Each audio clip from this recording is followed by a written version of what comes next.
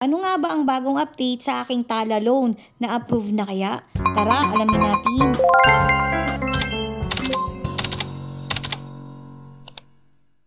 So last January ay nag-upload ako na trinay ko itong Tala loan app. Dito, mabilis na ang process. Nagsagot lang ako ng mga details tungkol sa akin. Ang maganda nga dito is online application siya. So hindi na natin kailangan pumunta sa mga stores. Pero yun nga, hindi ako na-approve. Sa masaklap pa is hindi ka agad-agad makakapag-reapply. Need ka pa nilang i-notify bago ka ulit makapag-reapply. Or bago ka ulit maging eligible para makapag-reapply. Dahil nga walang date na nakalagay kung kailan ako pwedeng makapag-reapply, kaya in-uninstall ko na muna siya. Pero ngayon naisipan ko na i-check siya. Kasi para mabigyan ko na din kayo ng update. So ito na nga siya. Nakalagay na continue application. So meaning pwede na ako makapag-reapply. So ito sinagutan ko lang yung purpose ng pag-borrow ng money. So marami kayong pwedeng pagpilian dyan. Yan, personal expenses. So tinatanong din kung anong klaseng expenses. So pili lang din kayo dyan kung ano yung gusto nyo. Tapos need pa natin magbigay ng specific details kung para sa natin siya gagamitin. Tapos kapag okay na, is-click na natin yung next. Ito naman ang education tsaka and work.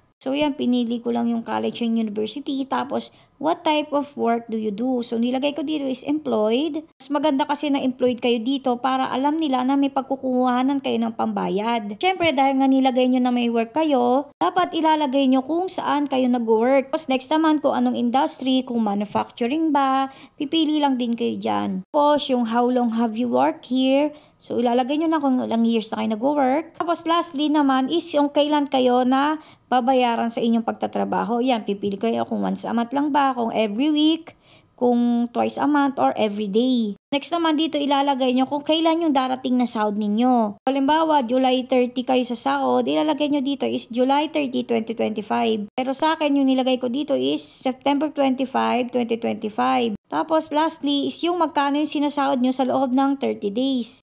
Tapos, next naman, yung primary source of income. Marami rin kayo pagpipilian dyan. So, syempre, pinili ko is salary. Dito sa what other source or funds do you have aside from your employment or business?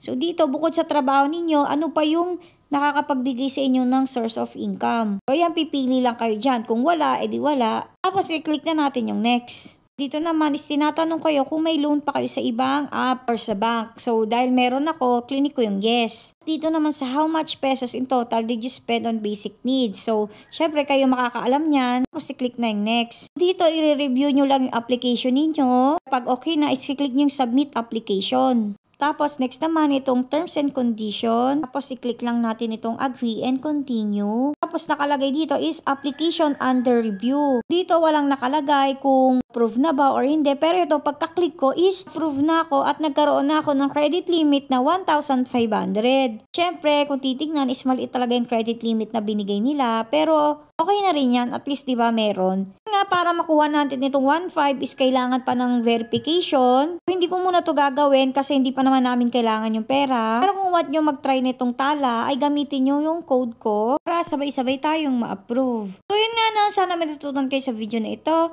Thank you for watching. Bye!